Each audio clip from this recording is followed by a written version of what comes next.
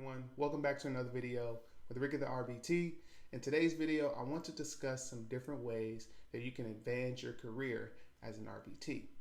I feel like in this particular topic, it's not discussed enough. There's kind of like a cap or a ceiling on the RBT position, and in order for you to break through that ceiling, then you have to become an assistant behavior analyst or a behavior analyst. And so today, I want to talk about some different ways that you could possibly advance your career in the RBT role. So the first thing that you want to do is you want to figure out what upward growth looks like in your company.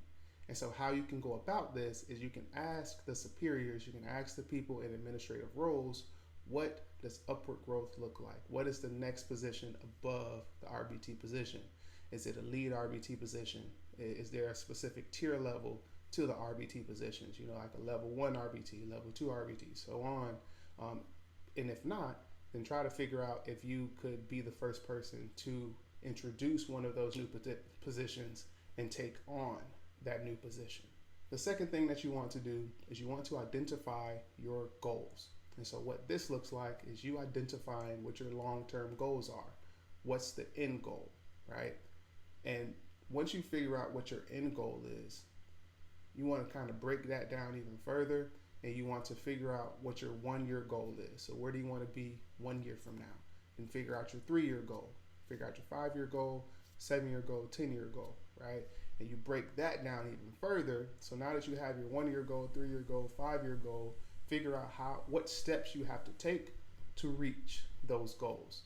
For example, if you go back to my journey into ABA video, I talk about how I was working in group homes. I didn't know anything about ABA, but once I was in those group homes and they taught me the basic principles of ABA and I was introduced to a behavior analyst, I knew at that point I wanted to become a behavior analyst, and that was my long-term goal.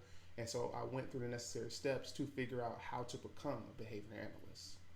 The third thing is you want to either become results-driven or continue to be results-driven. And so what that means is you're focused on your client's improvements. And with your client improving, it's kind of like a testament to your expertise as a technician.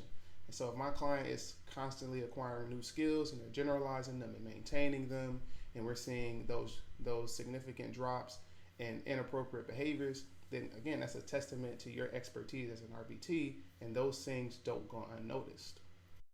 The fourth thing kind of ties into the third thing, but the fourth thing is to take care of yourself.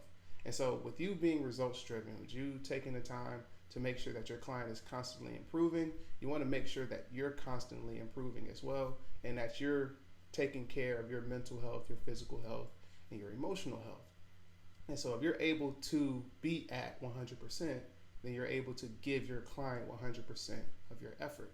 And so that's the fourth thing, is to make sure that you're taking care of yourself. The fifth way to advance your career as an RBT is to take initiative and lead. So taking initiative and leading can look many different ways, but you taking initiative and leading within your clinic, your school, or in your home cases, those things don't go unnoticed by your superiors.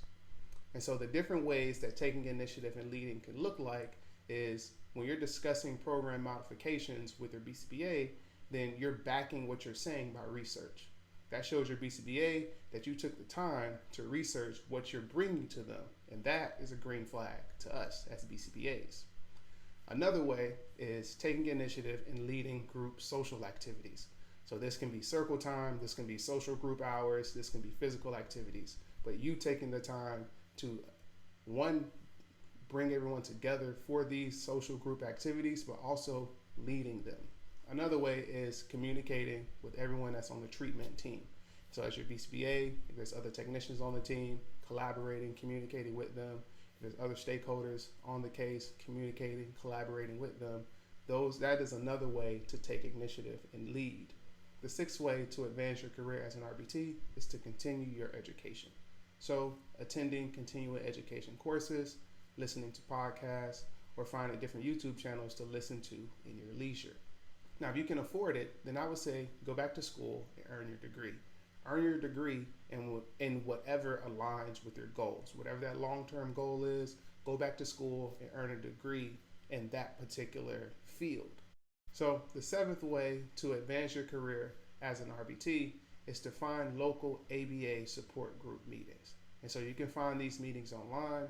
And so attending these in-person meetings creates the opportunity for you to network with like-minded individuals. So that's the seventh thing to advance your career as an RBT, is to attend local ABA group meetings. And that leads me into the eighth way to advance your career as an RBT is with you attending those meetings and you creating an opportunity to network. Now you're able to build a network within ABA and possibly find a mentor within these meetings. If you can't find a local ABA group to join, then there are online communities on Facebook. You can just search them up, maybe on LinkedIn as well. Finding those online communities as well, joining the Zoom calls, or joining in on the conversations that you're seeing in the discussion groups. So here's another way to advance your career as an RBT. I actually thought about it as I was sitting here looking at my notes. The other ways that I discuss, that will kind of put the microscope on you. That will put eyes on you. That'll kind of tell people like this is a person to watch. This is a person to observe, because we possibly want to move them into a higher position. And so once that microscope is on you, you want to make sure that you're doing the little things. You want to make sure that you have a clean workstation. You want to make sure that you're showing up on time. You want to make sure that you're turning in all of your necessary paperwork, session notes, all of those things on time, because now that you have the superior's eyes on you, they're going to be looking at those things as well. And it is so easy to neglect the little things. So I want to remind you to make sure that you're doing the little things as well. Making sure, again, that you're showing up on time, you're turning in your session notes on time, you're collaborating with your teammates, collaborating with your BCBAs, you're communicating with the parents, so on. Those things are going to be observed, they're going to be looked at, they're going to zoom in on those things to make sure that you're doing those things as well. And so make sure that you're doing the little things. Do not neglect the little things. All right, so if you guys enjoyed this video, please do not forget to subscribe to this channel, turn on the notification bell so you're notified each time that a new video is uploaded. If you took any notes, please leave me a thumbs up. Do not forget, leave me some comments down below. I'd love to hear from you all. Until next time, I'm out. Peace.